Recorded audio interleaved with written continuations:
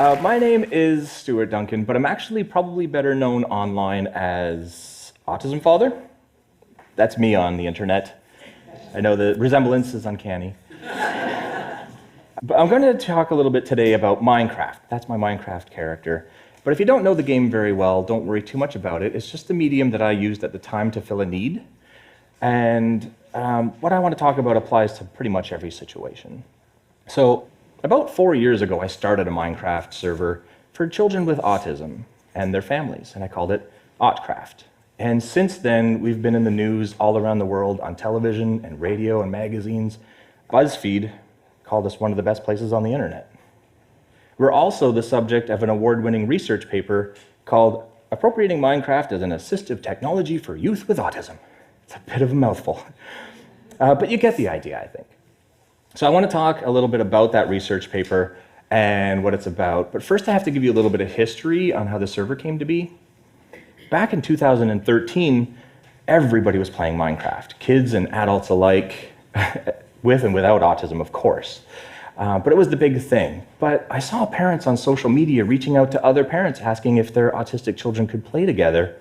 And the reason is that when they tried to play on public servers, they kept running into bullies and trolls.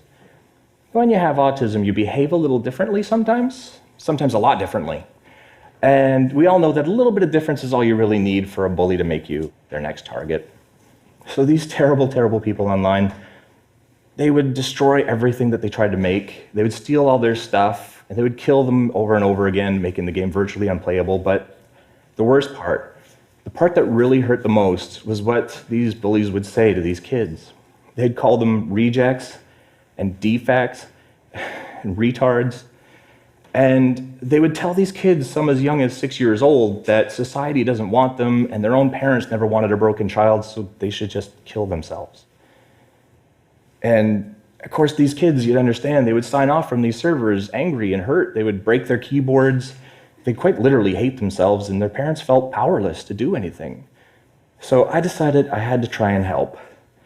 I have autism. My oldest son has autism, and both my kids and I love Minecraft, so I have to do something.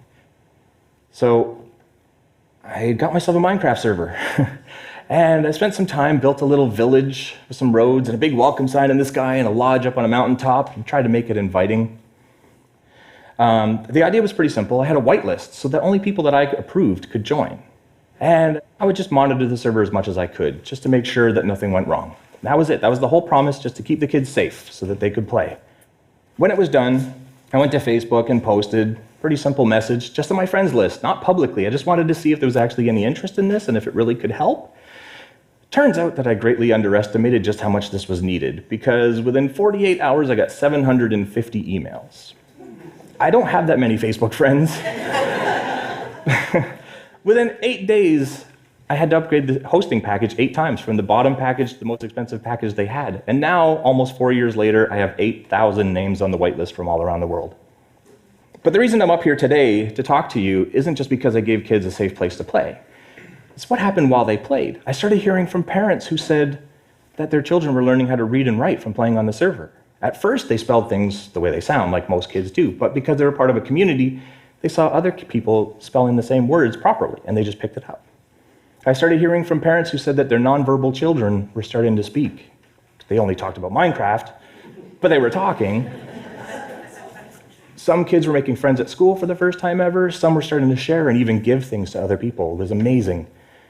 And that every single parent came to me and said it was because of AutCraft. It was because of what you're doing. But why, though? How could all of this be just from a video game server? Well, that goes back to that research paper that I was talking about. In it, she covers some of the guidelines that I used when I created the server. Guidelines that I think help encourage people to be their very best, I hope.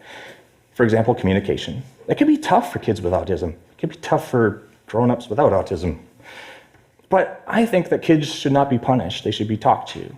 9 times out of 10, when the kids on the server act out, it's because of something else that's happened in the day, at school or at home. Maybe a pet died. Sometimes it's just a simple miscommunication between two children. They don't tell the other person what they're about to do. And so we just offer to help. We always tell the children on the server that we're not mad and they're not in trouble. We only want to help. And it shows that not only do we care, but we respect them enough to listen to their point of view. Respect goes a long way. Plus, it shows them that they have everything they need to be able to resolve these problems on their own in the future, and maybe even avoid them because, communication. On most servers, as video games are, children are rewarded, players are rewarded for how well they do in a competition, right? The better you do, the better reward you get. That sort of thing can be automated. The server does the work, the code is there. On AutCraft, we don't do that. We have things like Player of the Week and CBAs, which is caught being awesome. We award players ranks on the servers based on the attributes that they exhibit, such as the buddy rank for people that are friendly towards others, and junior helper for people that are helpful towards others. We have senior helper for the adults. But they're obvious, right? Like, people know what to expect and how to earn these things because of how they're named. As soon as somebody signs onto the server, they know that they're going to be rewarded for who they are, not what they can do. Our top award, the Autism Father Sword, which is named after me because I'm the founder, is a very powerful sword that you can't get in the game any other way than to show that you completely put the community above yourself, and that compassion and kindness is at the core of who you are. And we've given away quite a few of those swords, actually. I figure if we're going to watch the server to make sure nothing bad happens, we should also watch for the good things that happen and reward people for them. We're always trying to show all the players that everybody's considered to be equal, even me. But we know that we can't treat people equally to do that. Some of the players get angry very easily. Some of them have additional struggles on top of autism, such as OCD or Tourette's. So I have this knack of remembering all of the players. I remember their first day and the conversations we've had, things we've talked about, and that they've built.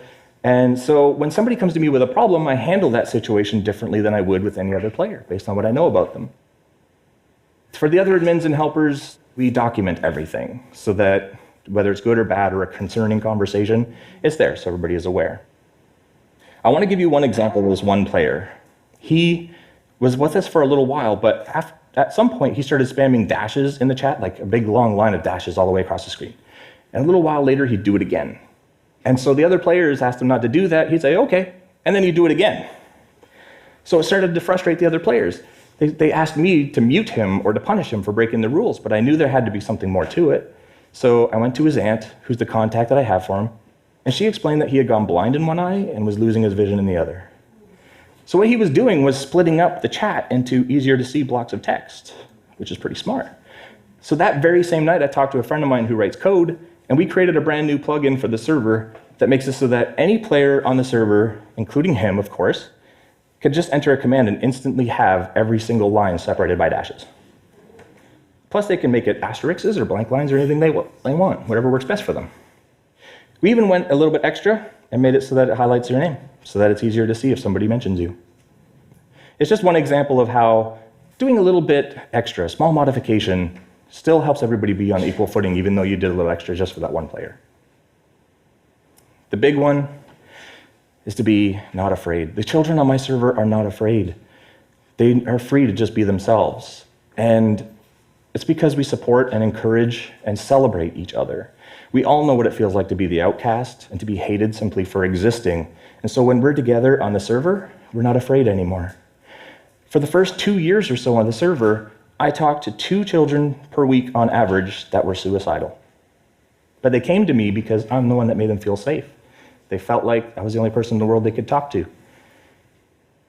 So I guess my message is, whether you have a charity or some other organization, or you're a teacher or a therapist, or you're a parent who's just doing your very best, or you're an autistic like I am, no matter who you are, you absolutely must help these children strip away those fears before you do anything else, because anything else is going to feel forced unless they're not afraid.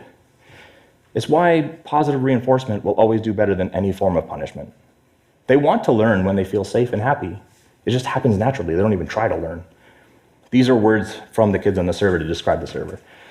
The one thing I would hope that you could take away is that no matter what somebody else is going through in life right now, whether they're being bullied at school or at home, if they're questioning their sexuality or even their gender, which happens a lot in the autism community, if they're feeling alone or even suicidal, you have to live your life in such a way that that person feels like they can come to you and tell you. They have to feel perfectly safe in talking to you about it.